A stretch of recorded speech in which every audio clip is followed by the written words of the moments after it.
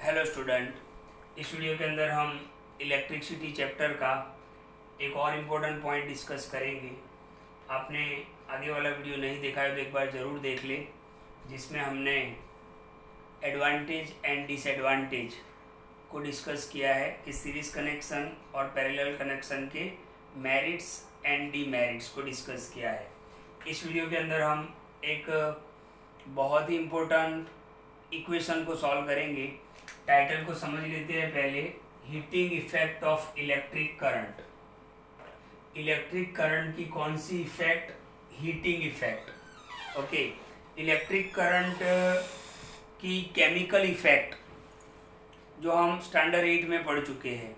Electric current की chemical effect. Okay, electric current की कौन सी इफेक्ट? केमिकल इफेक्ट हम स्टैंडर्ड 8 के अंदर पढ़ चुके हैं। अब हम पढ़ने वाले हैं इलेक्ट्रिक करंट की हीटिंग इफेक्ट। आपको एक एग्जांपल दूं मैंने, ध्यान से देखो। जैसे इलेक्ट्रिकल आयरन जो हम कपड़े प्रेस करने के लिए, इस्त्री जिसको हम बोलते हैं, तो सीधी बात है कि आप उसका प्लग, उसका जो वायर होता है वो प्लग में लगाओगे, फिर आप स्विच चालू करोगे तो करंट पास होगा और जो नीचे प्लेट जो होती है वो गर्म होती है, हीट हो जाती है, तो उसी को बोलते हैं इलेक्ट्रिक करंट का हीटिंग इफेक्ट। आपको एक और एग्जांपल दूं मैं। जैसे पानी को गर्म करने के लिए जो हीटर होता है, ओके, ध्यान से देखो। ये आपका बकेट है, इसके अंदर आपने हीटर को रख दिया है और उसका आपने स्विच बोर्ड के अंदर उसका वायर लगा दिया है, राइट। जैसे ही आप यहाँ से स्विच स्टार्ट करोगे, करंट पास होगा और ये जो है वो गर्म होगा, हीट होगा, राइट। उसकी वजह से पानी क्या हो जाएगा? गर्म हो जाएगा। तो उसी को हम बोलते हैं इलेक्ट्रिक करंट की कौन सी इफेक्ट? Heating effect. और इसी को बोला गया है जूल्स इक्वेशन। इसी को क्या बोला गया है? जूल्स लॉ भी बोलते हैं और जूल्स इक्वेशन भी बोलते हैं। तो एग्जाम में आपको कंफ्यूज्ड नहीं होना है। या तो ये टाइटल से पूछ सकते हैं कि heating effect of electric current explain करो, या तो आपको ये भी पूछ सकते हैं कि डिराइव जूल्स इक्वेशन। जूल का इक्वेशन आपको प्रूव करना है। अच्छा, जूल का इक्वेशन क्या है मैं आपको यहाँ पर लिख देता हूँ। H is equal to I square R T. H is equal to I square R T. इसको हम प्रूव करेंगे। तो एग्जाम में ये भी पूछ सकते हैं कि डिराइव जूल्स इक्वेशन, तो आपको यही प्रूव करना है। तो या तो ये भी पूछ सकते हैं कि heating effect of electric current, तो भी आपको यही प्रूव करना है। तो सबसे पहला पॉइंट हम क्लियर कर लेते हैं कि इलेक्ट्रिकल एनर्जी जो है वो कन्वर्ट होता है किस में? हीट एनर्जी के अंदर। इलेक्ट्रिकल एनर्जी जैसे ही आप स्विच चालू करोगे, यहाँ से क्या होगा? इलेक्ट्रिक करंट पास होके यहाँ पर आएगा, यानी इलेक्ट्रिक करंट कन्वर्ट किस में होगा? हीट एनर्जी के अंदर कन्वर्ट होगा। उसी को हम बोलते हैं heating effect of electric current. Electric current का हीटिंग इफेक्ट।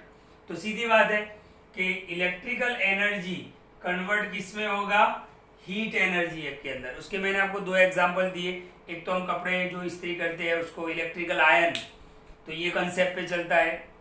फिर पानी गर्म करने के लिए जो आपका हीटर होता है वो भी यही कंसेप्ट पे चलता है। ओके, फिर आप और भी एग्जांपल ले सकते हो। जैसे ओवन है, ओके, उसमें भी इलेक्ट्रिक करंट पास होता है और अंदर की प्लेट गर्म होती है। तो ये सारे एग्जांपल है किसके? Heating effect of electric current. अब इसको हम समझेंगे, इसके फॉर्मूला को। तो यहाँ पर आपने ये तो क्लियर कर लिया कि इलेक्ट्रिकल एनर्जी जो है वो किस में कन्वर्ट होता है? हीट एनर्जी के अंदर कन्वर्ट होता है। तो जब इलेक्ट्रिकल एनर्जी हीट एनर्जी में कन्वर्ट होगा तो उसी को हम बोलेंगे heating effect of electric current, या तो जूल्स लॉ भी हम बोल सकते हैं। अच्छा, इसको थोड़ा हम एक्सप्लेन करते हैं। ध्यान से देखो, यहां से मैं ये निकाल देता हूं। अब हमें कौन सा इक्वेशन डिराइव करना है? H is equal to I square R T. H is equal to I square R T, ये हमें डिराइव करना है। ध्यान से देखो, यहाँ पर हम एक फिगर से समझते हैं कि ये एक वायर है। ये क्या है? एक वायर है, राइट। ओके, अब हमने देखा था कि किसी भी वायर या तो कंडक्टर, किसी भी वायर के अंदर बहुत सारे फ्री इलेक्ट्रॉन होते हैं। अब ये फ्री इलेक्ट्रॉन उनका जो डायरेक्शन होता है वो रैंडमली होता है, हमें पढ़ा है हमने आगे फ्री इलेक्ट्रॉन में। लेकिन इन फ्री इलेक्ट्रॉन को जो रैंडमली मूवमेंट करते हैं, इनको हमें एक स्पेसिफिक डायरेक्शन के अंदर लाना है, तो हमें कुछ डिफरेंस क्रिएट करना पड़ेगा। और वो डिफरेंस क्रिएट कौन करेगा? ये बैटरी करेगा। ओके, ये वो डिफरेंस कौन क्रिएट करेगा? बैटरी करेगा। जैसे ही पोटेंशियल डिफरेंस, बैटरी का काम क्या है? डिफरेंस क्रिएट करना। तो वोल्टेज क्रिएट होगा, और वोल्टेज क्रिएट होगा तो क्या होगा? इलेक्ट्रिक करंट पास होगा। तो ध्यान से देखो, इलेक्ट्रॉन के ऊपर क्या होता है? Negative charge. नेगेटिव किस तरफ भागेंगे? पॉजिटिव की तरफ। ओके, यानी ये इलेक्ट्रॉन का डायरेक्शन इस तरफ होगा। यहां से भी माइनस, देखो ये माइनस है, ये माइनस फ्लो है, तो माइनस माइनस तो क्या होगा? रिपेल होगा, यानी ये इस तरफ भागेंगे। ओके, तो थोड़ी देर के बाद क्या होगा? ये सारे इलेक्ट्रॉन एक स्पेसिफिक डायरेक्शन में आ जाएंगे जो इस तरफ मूव करेंगे।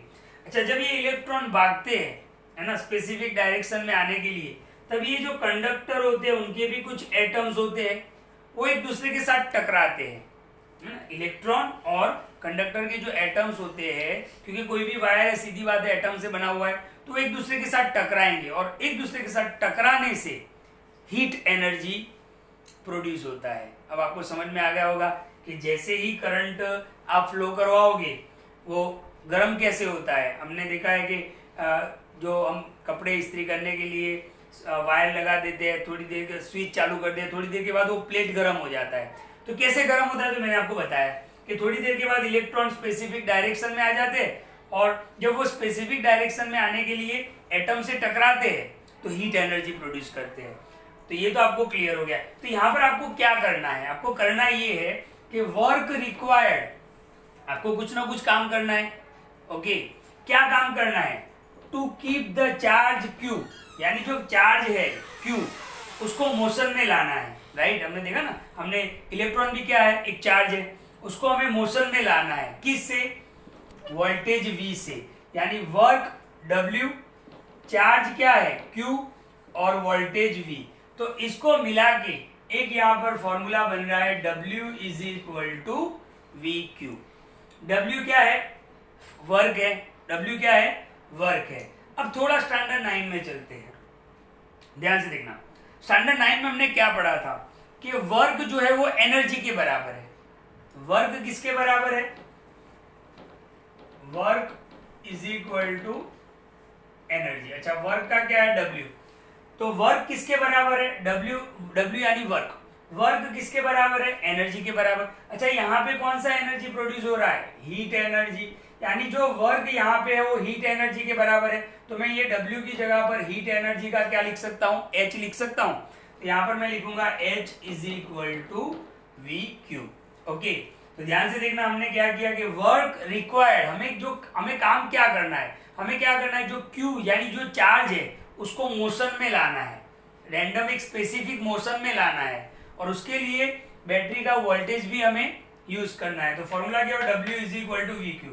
W की जगह पर H मैंने क्यों कर दिया? तो इसका रीजन ये है कि वर्क किसके बराबर है? एनर्जी। और यहाँ पे कौन सी एनर्जी की बात है? हीट एनर्जी की बात है। तो हीट एनर्जी का हम क्या ले लेते हैं? H ले लेते हैं। ओके, अब थोड़ा आगे चलते हैं, ध्यान से देखो। हमने करंट का डेफिनेशन पढ़ा था। करंट का फॉर्मूला क्या था? देखो, इसको हम रिजल्ट 1 दे देते हैं।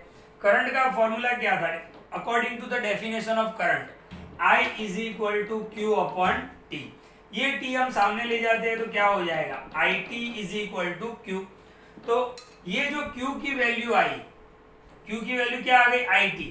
उसको हम इक्वेशन 1 के अंदर रखेंगे। तो ध्यान से देखना, H is equal to V अपनी जगह पर, और Q की जगह पर हम क्या लिखेंगे? IT। इसको हम रिजल्ट क्या दे देते हैं? 2। तो ये हमने कहां से लिया? According to current definition. Okay, तो हमने Q का वैल्यू क्या रख दिया? IT। थोड़ा और आगे चलते, एक और चीज हमने पढ़ा था, ओम्स लॉ। ओम्स लॉ का फॉर्मूला क्या था? तो यहां पर हम लिखेंगे according to Ohm's law V is equal to IR। ये हमने पढ़ा था ओम्स लॉ के अंदर। तो हम क्या करेंगे? इस इक्वेशन 2 के अंदर ये जो आपको V देख रहा है उसकी जगह पर हम क्या लगाएंगे? IR। तो ध्यान से देखो, H इज इक्वल टू, ये जो v है उसकी जगह पर हमें क्या लगाना है, I R into I T. Okay, तो ध्यान से देखना, h इज इक्वल टू क्या होगा, I इंटू आई स्क्वायर और आर टी, और यही इक्वेशन क्या है, जूल्स इक्वेशन। ओके, तो यही हमें प्रूव करना था यहाँ पर कि जूल्स इक्वेशन क्या है। तो h is equal to I square R T, जिसमें मैंने क्या यूज किया, एक तो करंट का यूज किया फॉर्मूला, उसके अंदर से Q की वैल्यू बनाई, ओम्स लॉ यूज किया, इसके अंदर से मैंने V की वैल्यू को चूज किया और इक्वेशन 2 में रखा। तो यही जो है h is equal to I square R T, ये आपका क्या है, जूल्स इक्वेशन। तो एग्जाम में कभी एमसीक्यू में भी पूछ लेते हैं कि जूल का इक्वेशन क्या है, तो h is equal to I square R T. तो आपने देखा कि जूल्स इक्वेशन क्या है, h is equal to I square R T. अब ये इक्वेशन आपको क्या बता रहा है, तो ध्यान से देखना, लास्ट पॉइंट मैं ले रहा हूं। ओके, लास्ट पॉइंट, हमारे पास इक्वेशन तो हमने सॉल्व कर लिया।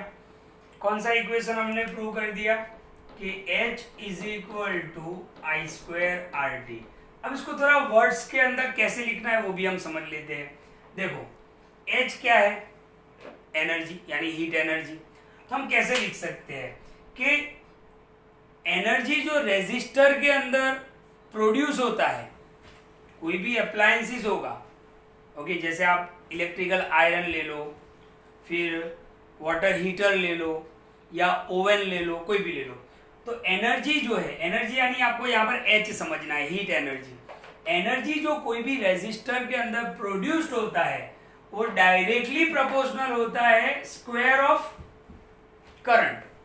देखो मैं यहाँ पे लिख रहा हूं, एनर्जी यानी कौन सा energy, heat energy is directly proportional to the, देखो आई के ऊपर क्या लगा हुआ है, स्क्वायर, तो हम क्या लिखेंगे, square of electric current produced in it. Okay, कोई भी रेजिस्टर के अंदर जो हीट एनर्जी प्रोड्यूस होगा वो डायरेक्टली प्रोपोर्शनल होगा किसके, स्क्वायर ऑफ आई, आई यानी electric current, and directly proportional to the R यानी resistance, and also directly proportional to the time. कितना टाइम लगेगा उस पर भी वो डिपेंड करेगा। तो also directly proportional to the time. तो ध्यान से देखो, स्क्वायर ऑफ इलेक्ट्रिक करंट यानी आई स्क्वायर, रेजिस्टेंस यानी आर, और टाइम यानी टी। अच्छा, यहाँ पर हम डायरेक्टली क्यों लिख रहे हैं, क्योंकि कहीं पे भी ऐसा नहीं है, ऐसा होता तो हम क्या लिखते, इनवर्स लिखते। तो इस तरीके से भी आप लिख सकते हो कि हीट एनर्जी जो किसी भी रेजिस्टर के अंदर प्रोड्यूस होता है वो डायरेक्टली प्रोपोर्शनल होता है square of electric current, directly proportional होता है रेजिस्टेंस, एंड डायरेक्टली प्रोपोर्शनल होता है वो टाइम पर। तो ये था हमारा बहुत ही important point, heating effect of electric current, जिसको हम क्या बोलते हैं, जूल्स इक्वेशन भी बोलते हैं। अच्छा, ये पॉइंट भी आपको पैम्पलेट के अंदर दिया हुआ है, आपको तैयार कर लेना है और अच्छी हैंड राइटिंग से नोटबुक में लिखना भी है। Thank you.